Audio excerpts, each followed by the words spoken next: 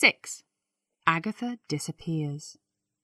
On the morning of Friday, the 3rd of December, 1926, Archie left Styles and went to stay with some friends for the weekend.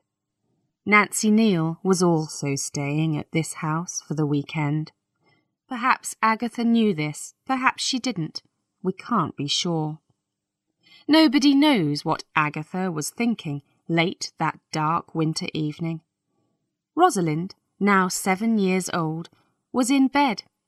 The Christies' 2 housemaids were in the kitchen. But we know this. At about 11 o'clock that evening, Agatha went out and drove away in her car. She did not return home that night. On Saturday morning, a woman arrived by taxi at the Hydro Hotel in Harrogate, Yorkshire. The Hydro was one of Harrogate's biggest and best hotels, near the centre of the town. "Can I have a room, please?" the woman asked. She was carrying a small suitcase, and she looked very tired. "Yes, of course," said the man behind the hotel desk. "There's a nice room on the first floor, room number 5. It has hot and cold water, and the cost is £7 for a week." "Thank you, that will be all right," said the woman. "What name, please?"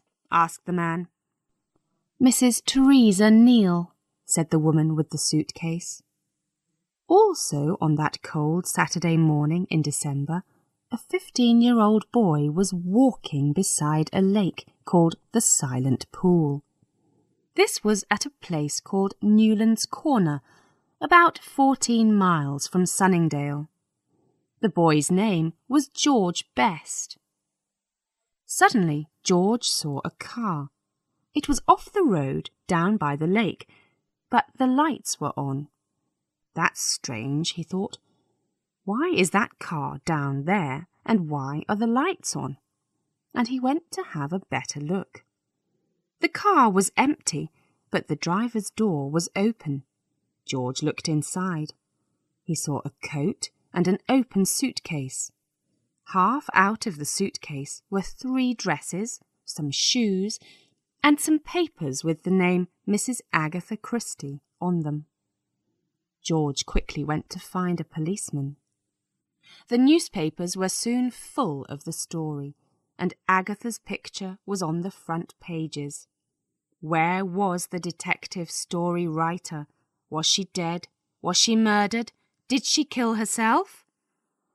The Daily News wanted answers to these questions and said on December the 7th that it would give £100 to the first person with the answers. By the next weekend, hundreds of policemen and thousands of people were looking for her. "Did your wife ever talk about disappearing?" a Daily Mail reporter asked Archie.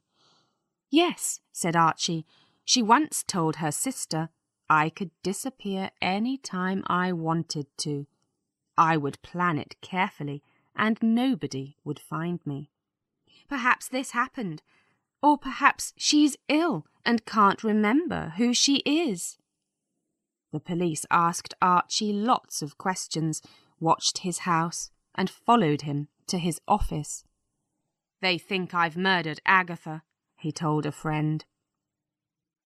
The woman at the Hydro Hotel had breakfast in her room each morning and sat quietly reading in the hotel sitting room in the afternoons. She said good morning and good afternoon to other people in the hotel and seemed worried because there were no letters for her. But one of the chambermaids went to see Mrs. Taylor, the wife of the hotel manager. "Mrs. Neal looks like the woman in the Daily Mail picture," said the chambermaid. "You know the one, Agatha Christie." Mrs. Taylor spoke to her husband about it. They decided to say nothing. They did not want any trouble at the hotel. But two more people at the Hydro Hotel were also looking carefully at Mrs. Theresa Neal. Bob Tappin and Bob Leeming played music in the hotel each evening, and both of them watched the quiet woman in the corner of the room and began to think. "I'm sure that Neal woman is Agatha Christie," Bob Tappin said to his friend one evening. "I think you're right," Bob Leeming agreed. "What shall we do about it?" And the next day they went to the police. The police immediately told Agatha's husband, and Archie Christie arrived at the Hydro Hotel at 6:45 p.m. on Tuesday, the 14th of December. When his wife walked out of the sitting room, Archie saw her and went up to her. "Hello, Agatha," he said. She looked at him carefully, but did not seem sure who he was. "Hello," she said. The hotel was soon full of newspaper reporters. Archie told them later, "I don't think that my wife knows who she is. She doesn't know me, and she doesn't know where she is." He and Agatha left the hotel the next day. There were reporters everywhere. They followed the Christies to the railway station, trying to get pictures of the frightened Agatha, who was hiding her face behind her hands. She looked thin and her face was white. And in London, hundreds of people were waiting at King's Cross Station for the train from Harrogate. Everyone wanted to see the woman of mystery and her husband. Their lives now seemed to be like something out of one of her detective stories. Archie helped the silent, frightened Agatha through the crowd. Reporters shouted questions at them and took pictures, but neither Archie nor Agatha said a word. And for the rest of her life, Agatha never again spoke about Harrogate, the Hydro Hotel, or Theresa Neal.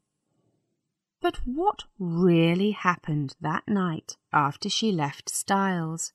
Why did she leave her car? How did she get to Harrogate? It was always a mystery. It still is.